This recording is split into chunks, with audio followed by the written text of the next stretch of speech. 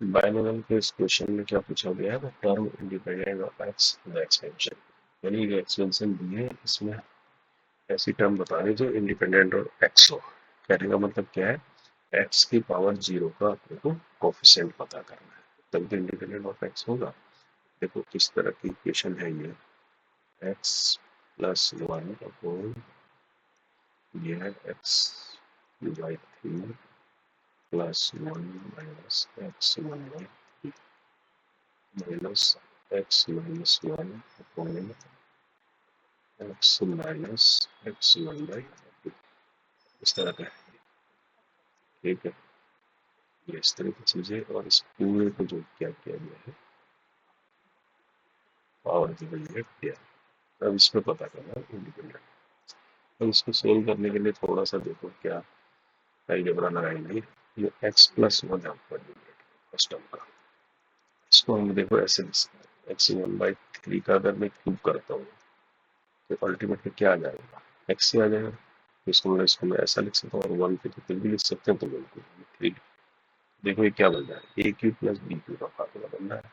तो ए cube plus B cube, ये बनता है ए प्लस बी, और आ जाता है a square plus b square minus a b, ये फार्मूला होता है। तो इसको मैं यहाँ लगाता हूँ, तो ये मेरे पास क्या बन जाएगा, फर्स्ट बन जाएगा 3+1, और दूसरे के अंदर आ जाएगा एक्स 2/3, 1 का तो 1 ही रह जाएगा, और माइनस एक्स 1/3। अब ये वाली टर्म देखो बिग इंटीग्रल जैसी आ गई, तो मैं इसको यहाँ ये लिख सकता हूँ एक्स प्लस 1 की जगह। अब ठीक इसी तरह मैं एक्स माइनस 1 को भी लिखता हूँ दूसरे, एक्स माइनस 1 को क्या लिख सकता हूँ, एक्स 1/2 का स्क्वायर लिख सकता हूँ, कोई दिक्कत नहीं है, ये चीज आ जाएगी, और माइनस 1 को भी लिख सकते हैं।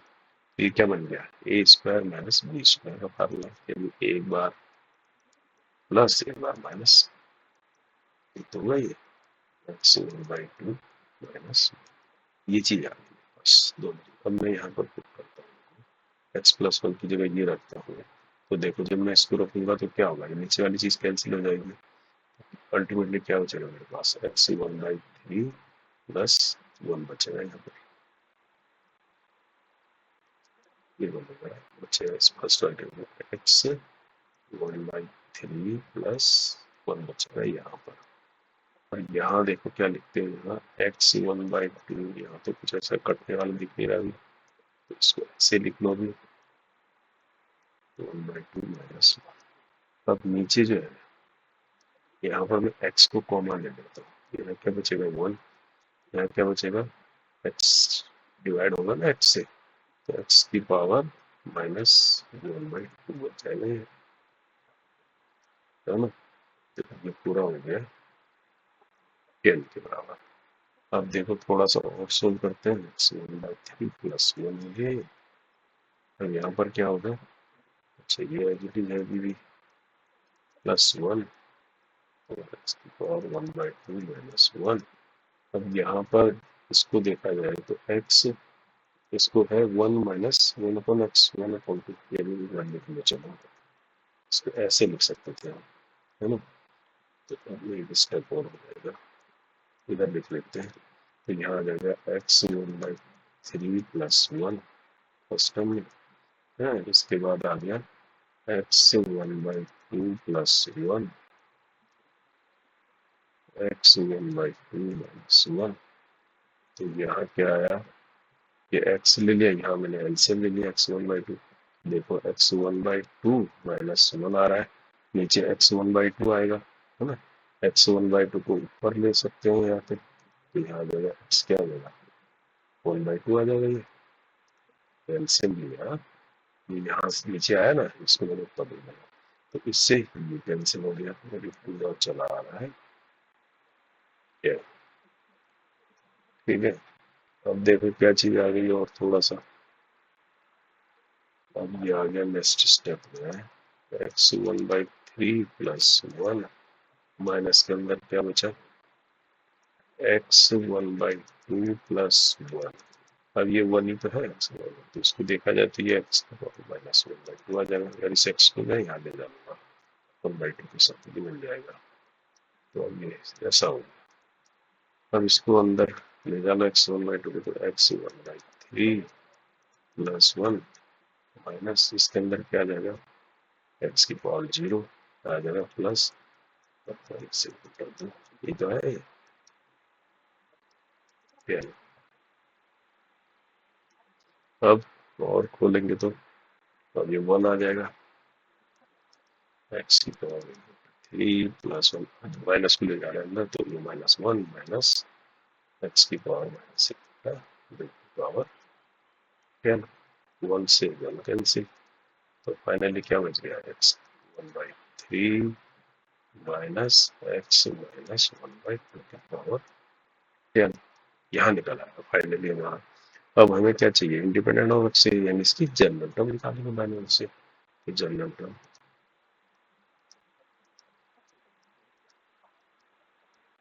टर्म यानी कि r प्लस 1, यही तो होती है जनरल टर्म।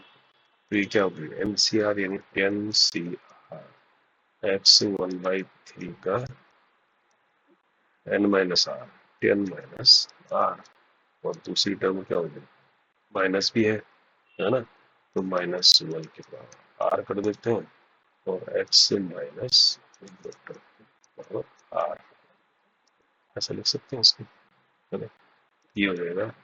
अब इनको जोड़ देते हैं, ये कितना होगा, 10 माइनस r/3 हो गया ये, और यहाँ यानी ऐसा हो गया 10CR x 10 minus r/3 minus 1 की पावर आर, और ये हो गया x माइनस r/2। अब यहाँ देखो 10 माइनस r/3 में ये माइनस r/2 इसका लिखा जाएगा, तो क्या होगा, 6 एलसीएम ले लिया, 20 माइनस 2r और माइनस 3r, तो कितना बन गया ये, 20 माइनस 5r अपॉन 6। तो अब मैं इसको अगर ऐसे लिखूँ एक साथ, तो कैसे लिख सकते हैं इसको, -1 की पावर आर आगे लिख लो, 10CR, ये x की पावर हो गया 20 माइनस 5r अपॉन 6। अब मुझे इंडिपेंडेंट ऑफ x बनाना है, तो इसके लिए क्या कंडीशन होनी चाहिए, 20 minus 5r upon 6 must be 0। यहाँ से देखो 5r इज इक्वल टू 20, तो r इज इक्वल टू क्या हो गया, 5 4 है 24, तो r आ गया 4। तो अब हम इस टर्म में निकालेंगे इंडिपेंडेंट टर्म, तो हमारी क्या निकलेगी, हमारी भी निकलेगी -1 की पावर 4 10C4 x की पावर 0, x की पावर 0 का ही तो क्वेश्चन हमको निकालना है, तो -1 की पावर 4 का तो प्लस पॉजिटिव हो गया ये, तो ultimately 10C4 is the answer. तो 10C4 का मतलब factorial 10 upon factorial 4 upon factorial 6 is equal to क्या हो गया, 10 इंटू 9 इंटू 8 इंटू 7 फैक्टोरियल 6 वाले से पड़ जाएगा, 4 को करेंगे 4 इंटू 3 इंटू 2 इंटू 1, है ना, 4 2 जा 8, 8 खत्म, 3 3 जा 9, 10 3 जा 30, यानी 3 7 जा 21, 21 210 210 का आंसर, ये अपना आंसर है।